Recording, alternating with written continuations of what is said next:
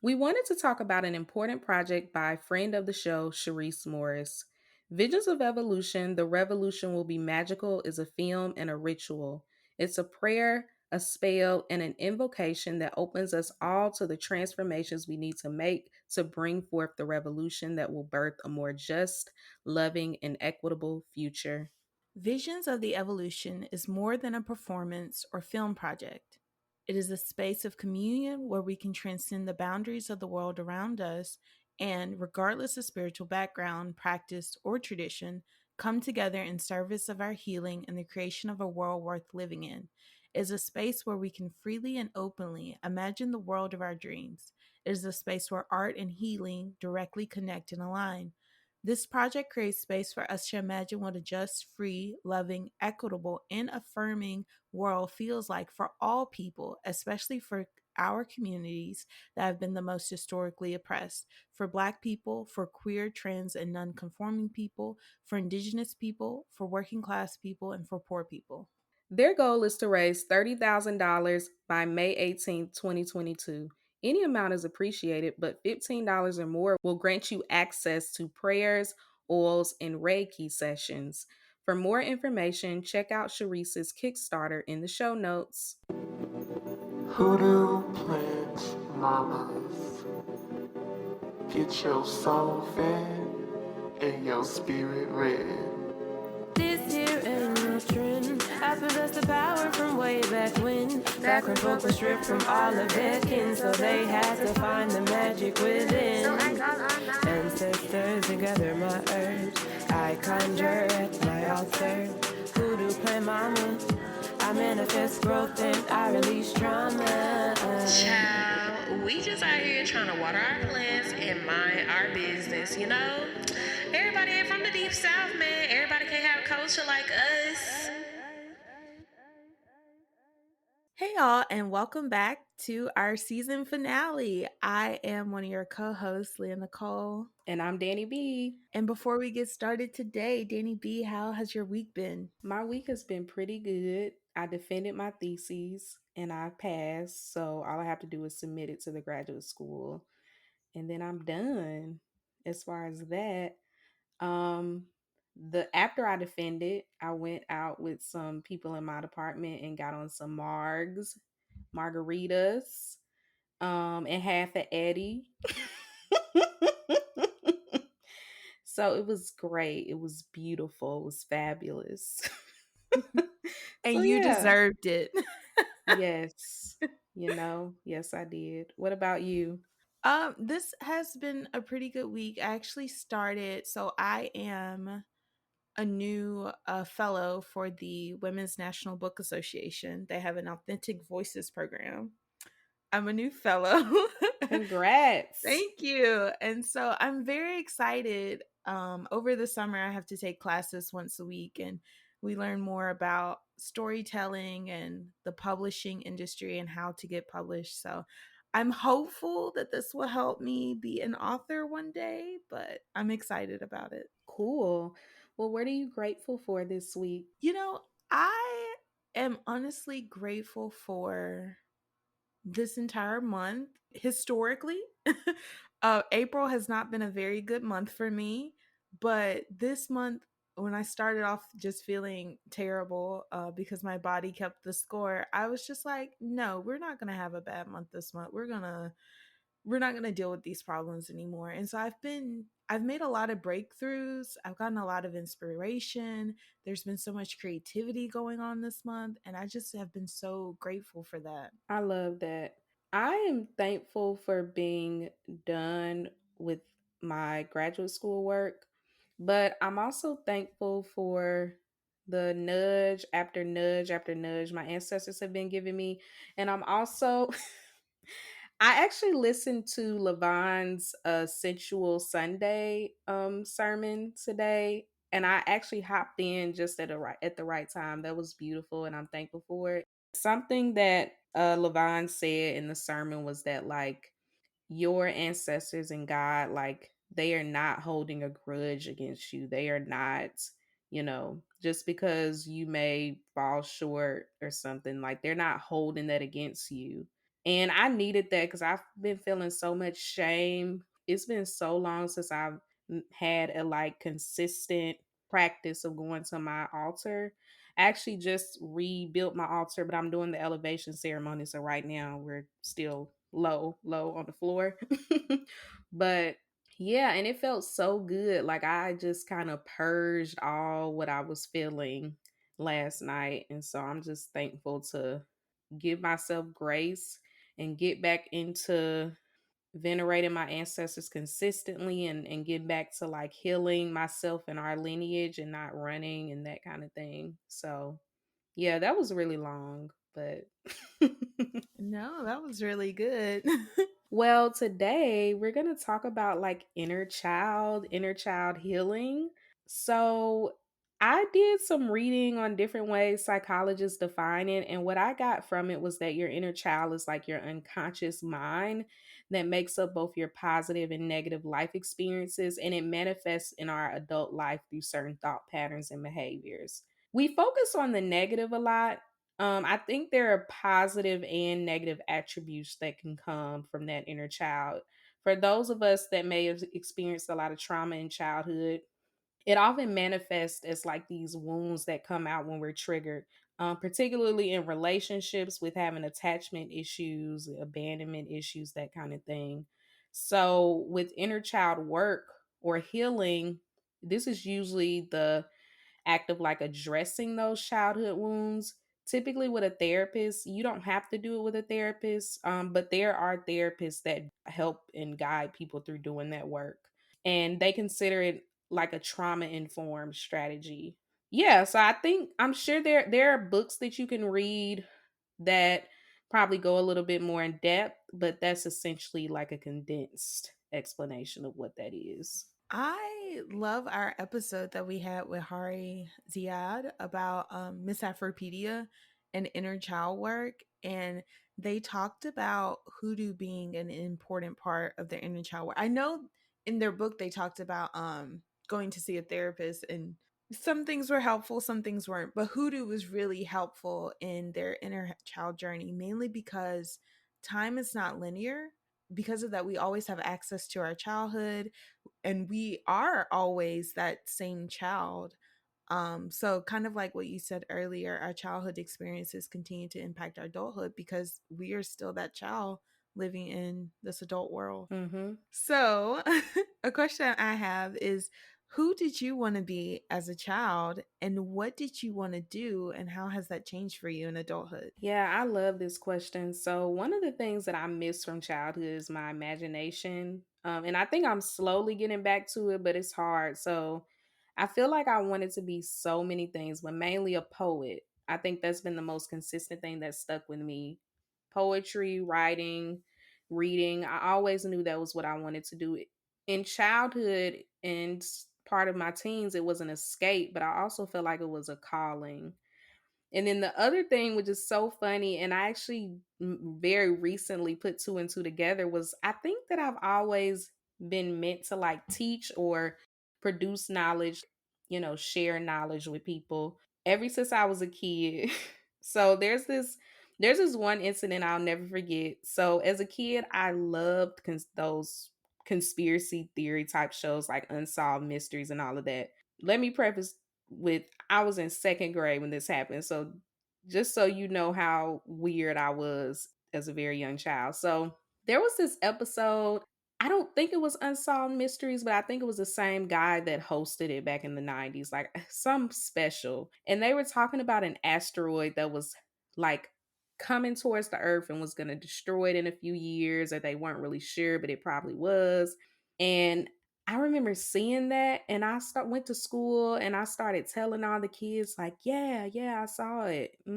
It's gonna happen. Like they don't know, but maybe by this year. I probably was scaring those kids because some kind of way it got back to the principal, and I got called into the principal's office about it. And she was like, "Where did you hear that from? Like, why are you telling kids that?"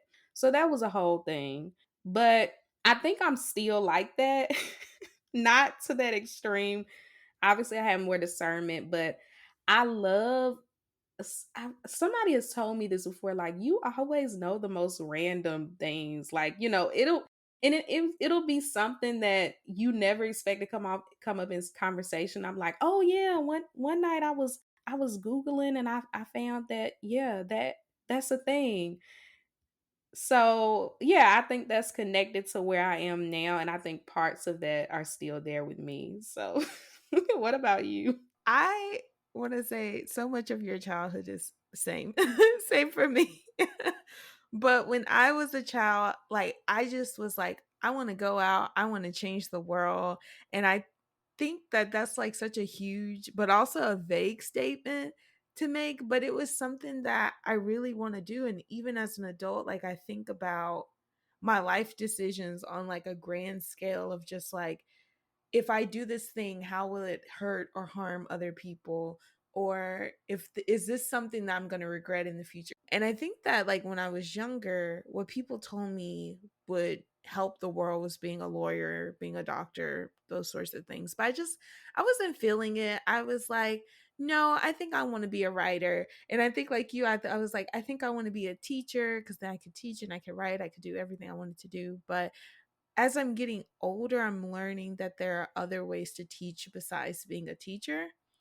And also that it is possible to write and that be the main thing that you do.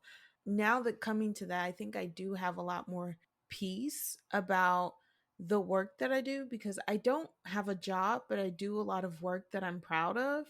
And it it kind of gives me anxiety when I have to talk to people and they're like, "Oh, what kind of job do you have?" And I'm like, so because they think I don't do anything, but I'm like, I do a lot. I just I don't have a job, I don't have a title, and I'm okay with that. But it's just hard trying to communicate that to other people. You're a writer, you're a podcaster, Okay.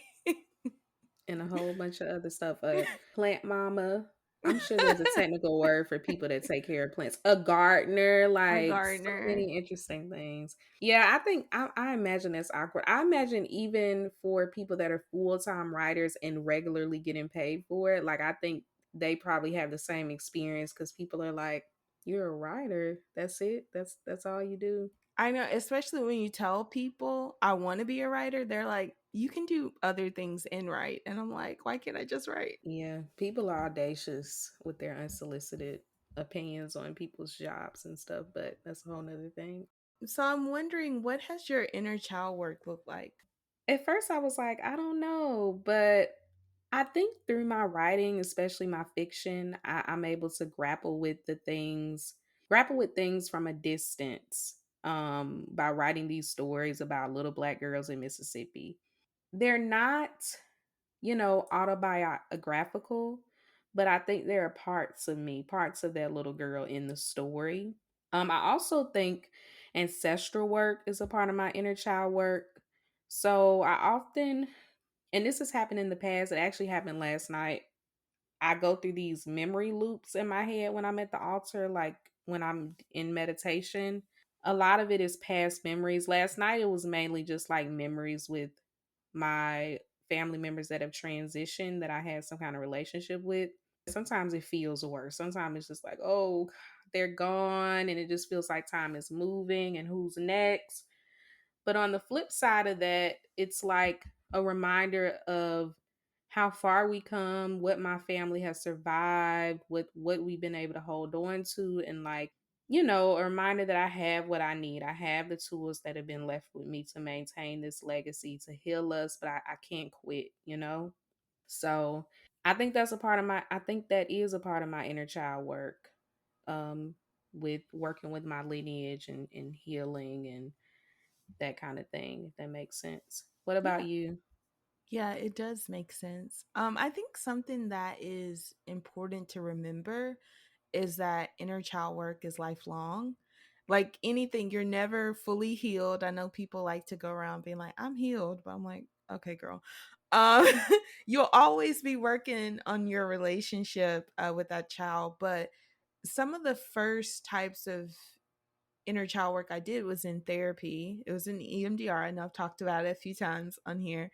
But my EMDR therapist really encouraged me to go back and to sit in my childhood memories to remember what it was like to be her. And acknowledge her fears, acknowledge her insecurities, acknowledge her joys. And I really did need that. And oftentimes it was like when I was visualizing baby me, it felt like I was looking at her from a third person. And, I remember when I was younger, I just felt like something was pulling me to like stay alive, to keep going. And I didn't really know what that was. I don't think I even gave it a name when I was younger, but I just felt this urge. And a few months ago, I was listening to the gospel song, I Need You to Survive. I don't know if you've heard that. Okay. Yes. Okay. I was listening to that and I love it because I'm like, every time I think I need you to survive, I think like we can think of other people like, hello, I need you to survive. I need you to keep living, or I need you to stay alive so that way I can continue to survive. But I was thinking about that and I was thinking like maybe that presence, maybe that urge that I kept feeling when I was younger was me. Maybe it was me telling baby me, hey, I quite literally need you to survive so that way I can be here. And so I've been thinking a lot about that, a lot about time, a lot about sending myself the love, the care, the protection that she always wanted and that she still wants. And I think that a lot of how I survived through my childhood is through me, adult me, giving back to baby me. Love it. Yes. So on something that's not so trippy, I have been revisiting a lot of my childhood photos. And my mama, she has this photo album and it has like all of her kids in it. But I decided to start my own photo album. And I've been looking back at photos of me when I was younger. And it's been, part of me feels kind of sad because I was like, she went through so much. And I remember when I was like 4 or 5, I was being bullied at daycare and people would constantly call me ugly. They would constantly make fun of the way that I looked. And I would look at myself and I was like, I was not an ugly child. But I walked around just feeling like I was ugly. I was undesirable. No one wanted me. No one cared about me. And it just makes me feel sad because I see the proof and I'm like, no, those things were not true. So yeah, I Mhm. think a lot of my inner child work has been like giving my younger self validation and giving her a lot of the things that she needed but couldn't get. I love that. I look back on my pictures, especially as a teenager, and I'm just like, wow, you really let people turn you against yourself. You were such a cute girl. I mean, still, I won't say word, but she was cute. Like, what are you talking about? Your hair was always done, particularly in my teens, because I was very particular. Like, gotta keep either the braids in or a style. Like, so it was just like she was so cute, but she thought that she was just disgusting. So, yeah. So something I wanted to ask you to elaborate on because I saw one of your Twitter rants and you were talking about children and you said children aren't resilient, but they're resourceful. So can you elaborate on that? Yes, I did. So I didn't even I didn't remember I said that until I saw you wanted to talk about it. So, yeah, I think that children are really resourceful because they have to be. No one listens to children. That's what I remember from being a child. You don't have any real autonomy over your body or authority to speak up, defend yourselves. Adults can literally say whatever the hell they want to you. You can't defend yourself. Now, I know in this day and age, there are a lot of parents, especially Black parents, that are like breaking that cycle. And I think for outsiders, especially people who haven't really grappled with how problematic their own childhood is, they find it jarring. They're like, why would you let your kid talk to you like that? Like, you gave them a choice. You gonna eat whatever I cook, things like that. And it's just like, you know, children are humans. They're complicated humans, but they are full humans. They need guidance, but they don't need to be like dictated to that extent to the point where they can't make any choices for themselves. So, particularly for abused or neglected children, children who have just been through particular things, I think when you're in survival mode, and let me preface, I'm speaking from what I remember about my own childhood, you just figure out how to get through each day. a lot of daydreaming about the future, like where you wish you were. That's why I say in my head a lot. I was always thinking about like something else, being somewhere else, imagining myself somewhere else. You learn how to stay out of the way and be silent, even though it doesn't always work, right? Especially if you're being abused, you could just blink wrong, but you learn like harm reduction. Like, how do I reduce the harm? How do I, like, I know I can't completely avoid it no matter how good I am, but how can I like at least avoid the other stuff that I can control? And there's a lot of negotiation. And I also want to like stress, not all of us survived. We like to say like but we survived. No, not every child survived. Many children that endure poverty, abuse, state violence, such as foster care and that kind of thing, they don't survive. They don't make it out on the other side. And that could be through death, that could be through being incarcerated. Some of us made it to the other side. And some of us are having an opportunity to heal ourselves or work towards our healing. I always say, and if you grew up in the church, your elders, they hate the word luck. Don't use that. That ain't got nothing to do with God. That's the devil. I don't know if it's true, but someone taught me as a kid that luck came from Lucifer, and that's why you don't say it. We'll have to Google it, or somebody can send us a message and let me know if that's I've true. Yes, never I heard have. that Let me before. tell you something. The hoops, okay? I do consider myself a lucky child. I was resourceful as far as like figuring out ways to navigate abuse and all of that stuff. But like, I was also lucky, or as my grandma would say, I was blessed. There were certain things that happened in my life that allowed me to be here. There are people that have very similar experiences as me, and they are not here. They are not. Some of them ain't even alive.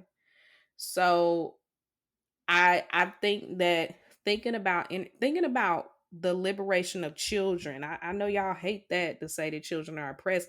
It's not even just about like autonomy, and it's about their survival. It's about them living, living and making it to the other side.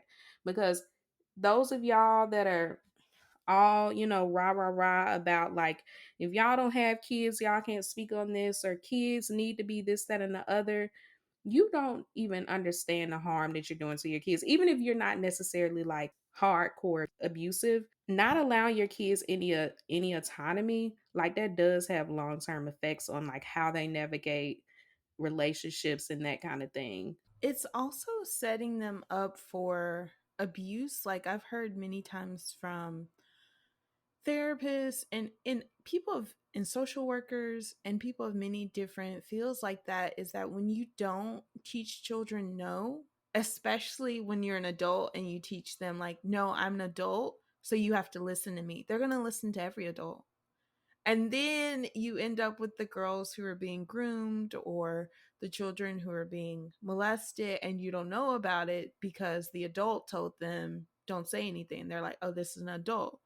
Or even the people who are like 14-year-olds have full autonomy in a quote unquote relationship with a 30-year-old. And it's like, no, that child is 14 and they are listening to the adult tell them, because you told them adults should be listened to and you can't question them and you have to accept them. And something else I wanted to talk about was this idea of resilience, because I think a lot of adults, a lot of parents say children are resilient just to excuse the harm that they're doing to children and to make themselves feel better. And a lot of this, I think, can be solved from doing our own inner child work. From I listen to people who say they want to have kids so that way they can raise their kids better than their parents. And it's like, honey, you need to raise yourself better than your parents did. You need to do your own inner child work. You don't need to go and bring someone else into the world in the hopes that you can be a better parent. It's like, you can be a better parent now and you can be a better parent to yourself. I try to tread lightly with the saying, I do say that some people don't need kids, and I don't mean it in a bad way. I think that people are allowed to have children if that's what they desire, but we joke about like how like, well, I didn't ask to be here. That's something I think about a lot. Like, no, I'm like, I ain't gonna speak on nobody else, but my mama didn't. She didn't. Like, you know what I mean? And like I said, I was lucky, but some kids who went through what I went through with my parent are in foster care and aged out the system. Or, like, I just think that we should start having conversations about like the responsibility of becoming a parent. And again, I don't mean it on no like eugenics type of thing. I just mean that like there's a cost to this.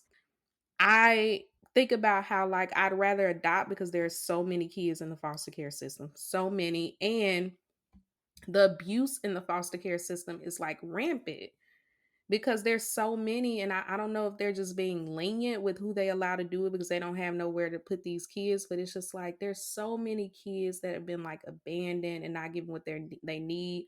And yes, some of that is state violence. Some of these kids didn't have to be taken away from their parents. Their parents could have been given the tools that they needed, number one. And so it's like this cyclical thing, and I guess that's why I try to tread lightly with the some people don't need kids. And I said that my mama didn't. My mama needed a lot of things that the state couldn't provide for her, or family and that kind of thing. And so that's part of it. But I still say, like, man, I kind of wish that we could just control, alt delete the whole thing so she can like work on herself.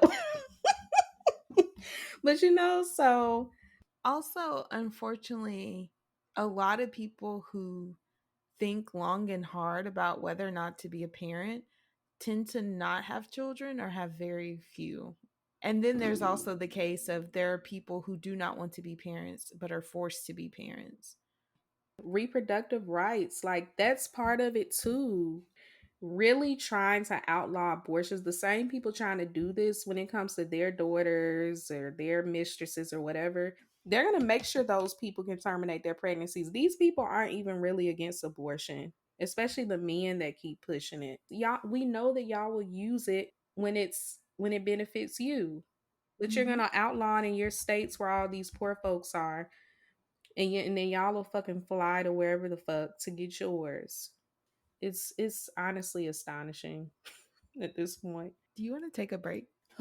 Yeah, let's take a break because I'm exhausted just thinking about it.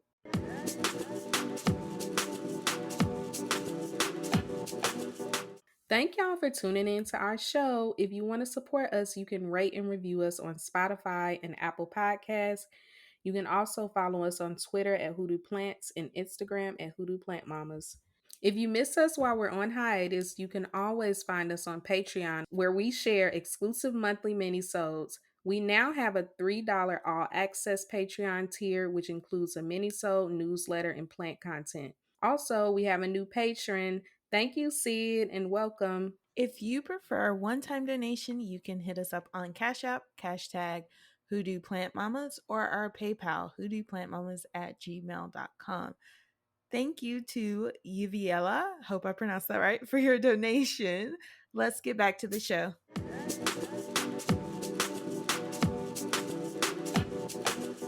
So there was this term that I came across on TikTok. I forgot who the creator was that I first saw it, but since then I've seen other people talk about it, and it's called inner teen. And it's not so much like you do your inner child work, now you do your inner teen work. It can happen at the same time. And a lot of it is about addressing the specific things that you needed as a teenager and couldn't. And the creator, who's, I'll probably put it in the show notes if I can find her. But the creator who was talking about this said that you can typically tell whether you're more called to do inner child or inner teen work based on what things you feel called to do in the current moment. And so, a question I have for you, Dani, is what were some things that you struggle with as a teenager that's coming up for you as an adult? So many things. Oh my gosh. As a teenager, I needed a hug. I needed someone to listen and be patient with me because I was so like angry. Some of my grief work is around that. So, what I am acknowledging now is that I was experiencing grief because of all the things that I had lost going into my teens.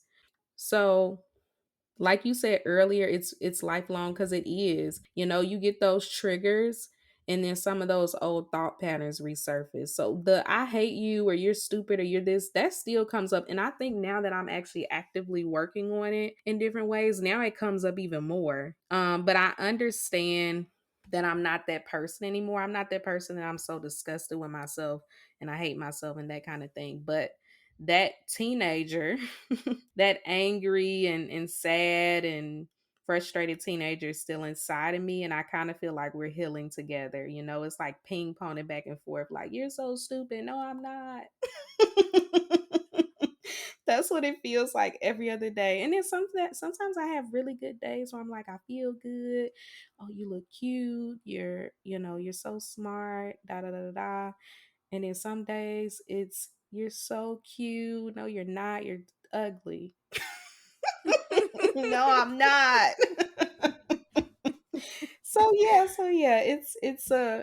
it's a journey. So that's where I am.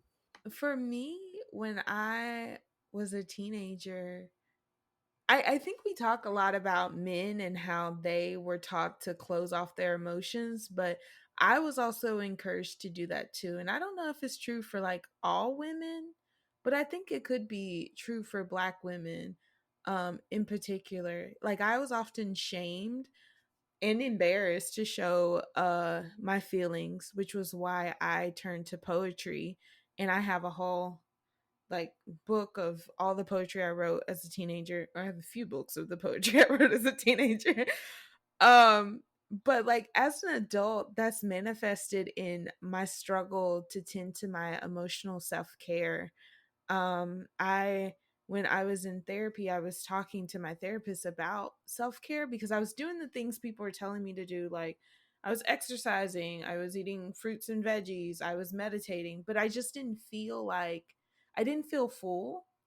And so what we learned was I wasn't tending to my emotional self-care, and a lot of that blockage was due to me as a teen feeling like emotions were childish. And in order for me to be an adult, I had to go put those emotions away. And so as an adult, that has manifested in me like watching cartoons, which I absolutely love. And also cartoons are really good at storytelling. Yes, I love cartoons. I literally binged watched Scooby Doo a few minutes ago, not a few minutes ago, a few months ago, and I was in it. I binge watched She-Ra last month and it was the same thing. I was like, I did not expect this show to be this, like I don't expect cartoons to be that good, because even adult cartoons, they're kind of like the storytelling is very episodic, whereas in things like She-Ra or Hilda, it's a serial podcast, or not podcast, it's a serial cartoon. But I've been doing that, and I've also been reading young adult. I recently read Legend Born, and in it the main character, at the beginning her mom dies, so she's dealing with grief, she's dealing with this transition, she just started college, she's dealing with these new boys, she's dealing with like acceptance and belonging, and it was all of these feelings that I had as a teenager. And I'm watching this.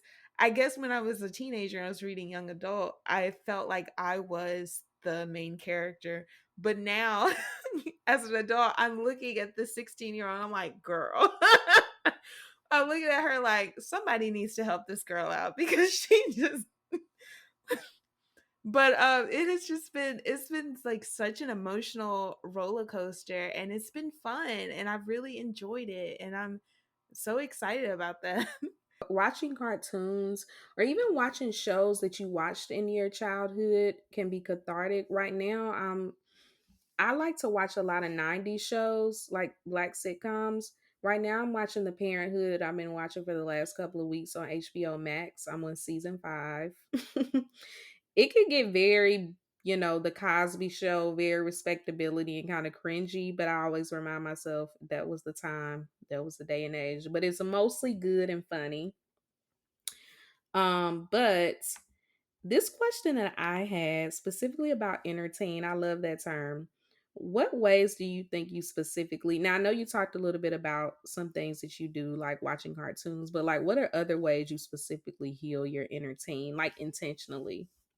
Or maybe not, maybe it just happens. Something that I have really enjoyed doing. So I'm at the house by myself most of the week. And so what I do is I blast like alternative rock music in my house and I sing along. Cause Yeah. like cause growing up, alternative rock music, my mama at least, she would always call it white people's music. And so I was always kind of ashamed to listen to. I kind of listened to it like in my little MP3 player. um and so over the years I've seen like other black people talk about their love for people like Demi Lovato, Kelly Clarkson, Paramore, Shinedown, and how they all had this phase. And part of me kind of wonders like were they attracted to this type of music because like a lot of it is kind of like a screaming type of music. And I'm like, is it because like we weren't really allowed to scream and stuff and this was like an outlet for us? Or which I always think is weird that like out of all the people in the world who are not encouraged to scream, why is it black people? Because we are the ones that need it. But not only that, like in a lot of this alternative rock music, it was one of the few places where people actively question their parents. Like Shinedown Second Chance was all like, I know I'm your child, but I'm not like a reflection of you. I'm my own person. I'm meant to go my own way. I have my own life to live. And I really needed that. And Kelly Clarkson, Because of You, that whole like song and music video is like the epitome of inner child, inner teen work. And Kelly Clarkson talks about like the patterns that she's developed that she inherited from her parents and how that's coming up in her life and all the limitations she has around her life is due to the fears that her parents had. And it's just like I didn't really see a lot of that in black music, but it was in these like alternative spaces that I got to see and experience that, and now I'm revisiting those and I'm being like there was a reason why I was drawn to this.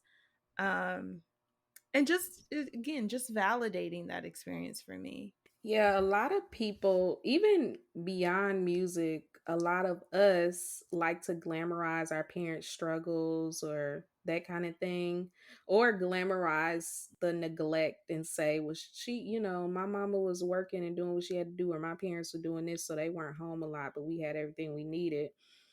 Do you remember in Tupac's song Dear Mama, where he says something about his mama making his brother into a crack baby? I don't remember that part. Yeah, it wasn't in a bad way. It was just talking about. Now I don't know if this is true because I think people forget like Tupac was like went to, I don't know if it was Juilliard, but he went to like an art school. Like he was very much trained with a lot of like art stuff.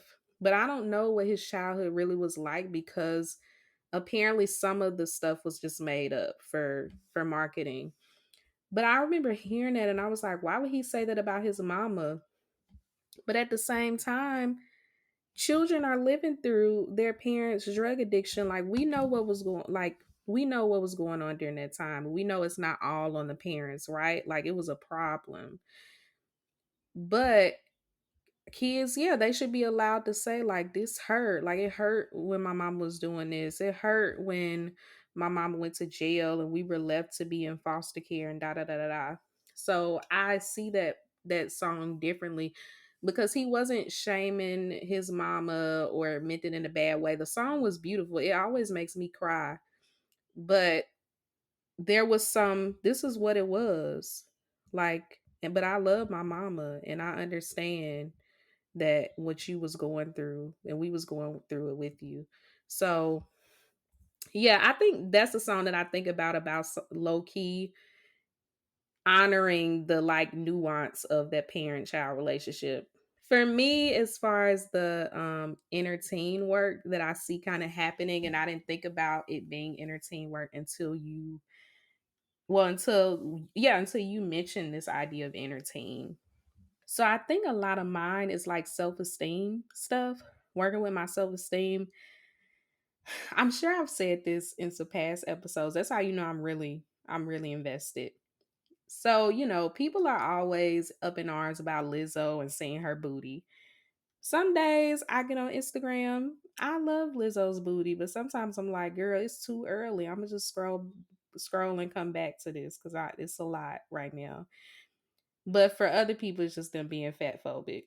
But you know how like she does those videos where she's looking back at it and just like, honoring her body and letting y'all know I'm that bitch. That's exactly what I do every day in the mirror. Every time I get out the shower or before I get in the shower, I look at my body or I say, oh, okay, it's getting there. The booty is coming. My booty is just gonna grow simply off the strength of me complimenting every day. I don't know if it's actually grown or if it's me being delusional, but I don't care. And I have to say that to maybe yesterday, I just started thinking about how like the way I see my body has genuinely changed. Not that I still fat shame myself sometimes, right? I still say, like, "Ugh, look at your stomach, da da da da da." But most of the time, like, I can look at myself and just be like, no, you got it. You thick. Like, yes, it's giving hips, it's giving per, like, this is actually completely fine. And I never, I never thought I would be here. I remember a lot of plus size women that I've either talked to or seen on the internet, they would say, yeah, I honestly just started saying it. Like I just started saying it to myself and wearing this and wearing that. And I used to think like that's not never going to be the case for me, and I thought it was kind of cheesy too. And now I'm doing it and it does actually work. It's not like an overnight thing. And it's definitely not a like you don't never feel insecure or you don't never be feeling like, oh, I'm fat, I'm this, whatever. But admiring my body, and being like, I see you, that helps. And it's just me. It's in my house. I even wear things sometimes in my house that I'm sure I will wear out in public at some point. But for me, it's like even wearing it around my house is like baby steps and helpful. So yeah. And then the other thing that I'm actively tussling with in my late teens, transitioning to adulthood, something very traumatic happened to me with like school. And so I always was smart. Like one thing, as much as I didn't like my physical self, I always held on to the fact that I'm smart, I'm this, I'm that, like I can do it. I want to be a doctor, I want to do this. And something happened where ever since then, I got to a point in my life where I stopped thinking I was smart. Like I stopped, I was like, you're not that smart, you're never gonna be nothing. That's something that comes to me a lot. Like I still sometimes feel like I'm not a very smart or intelligent person even if I talk like I think I'm know stuff. And so that work I think is actually going to be really hard. And I think that's legitimately inner teen work because it's a trauma that happened in my teens and young adulthood. You know what I mean? Um, and so that's something that I actually don't have the answers to how I navigate that. Some of it is telling myself I'm smart or you're brilliant or reminding myself when people say that about me. But that's an example of what I don't know what I'm doing at that point. That's something that I'm actively trying to figure out. But yeah. Same. I also have like something I'm still working on when it comes to inner teen work. Like when I look back at teen me, she was a lot freer than I am. And despite everything that had happened in her life, she was still so open to the world, so open to other people. And when I look at her, I'm like, girl, don't you know that's how you get hurt? And it's hard for me to open myself up in that way again. Like I've done such a good job of protecting myself from that harm, but I miss not having walls. I miss feeling every emotion under the sun. I miss the freedom and the warmth of being open to whatever life had to offer me. But after so much loss, logically, I'm like, it would be silly. It would not be smart of me to be that open again. But I think that that's literally the way that we should be living, open and free to the world. But I'm just so afraid that I'm going to get got if I do it. Oh, I feel that I think that's wrapped up in my thing with like romantic stuff with the whole like, ooh, don't surrender. One thing that I wanted to touch on that I forgot to mention when you were talking about Black women and repressing our feelings, I don't remember who it was, but I know that I was a teenager, and maybe I was grown, but I was young. And somebody told me that I wore my feelings on my sleeves, right? And I remember that I was very insecure about that for a long time, but that wasn't true. What you saw, you thought were my feelings, what my feelings really were, you did not see. Assuming that you know what somebody is feeling on the surface, like even calling people angry, right?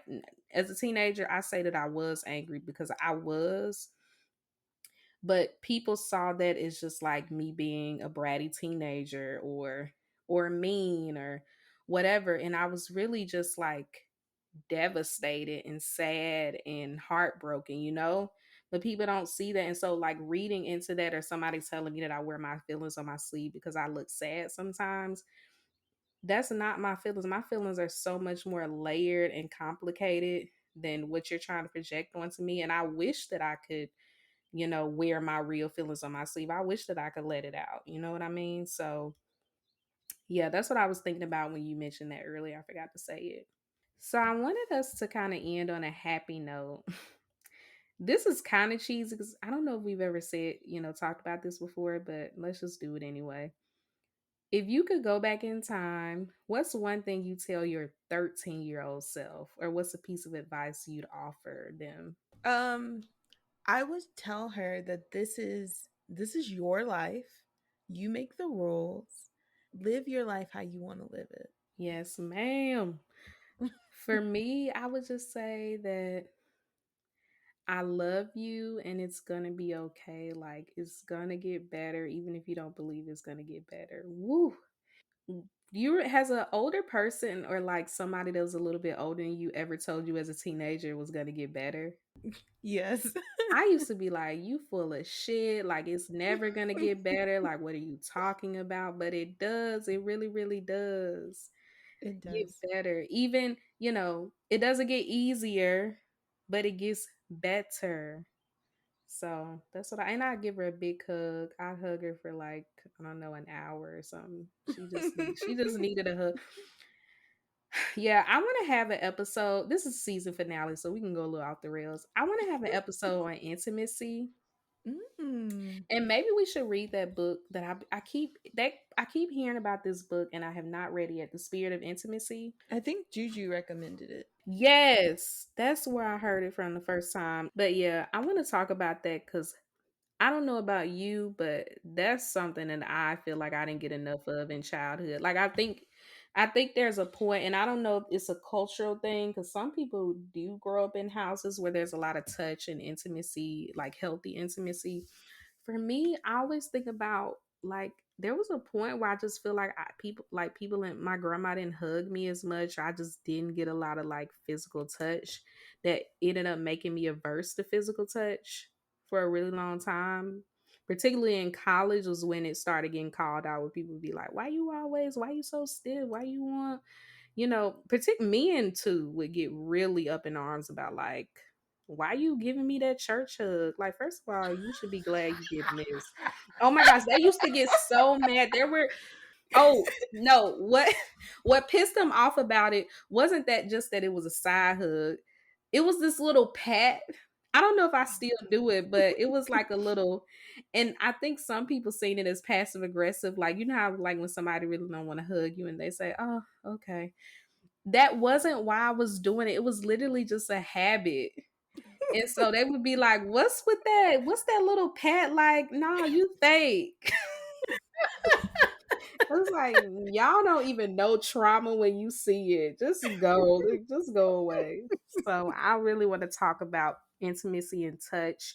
But yeah, I just wanted to put that out there. I loved if y'all have any thoughts about that, because y'all be having opinions. Y'all be messaging us sometimes with ideas. So I'd love to, even if you have a recommendation for a good person to talk to or a book we should read and talk about, let us know.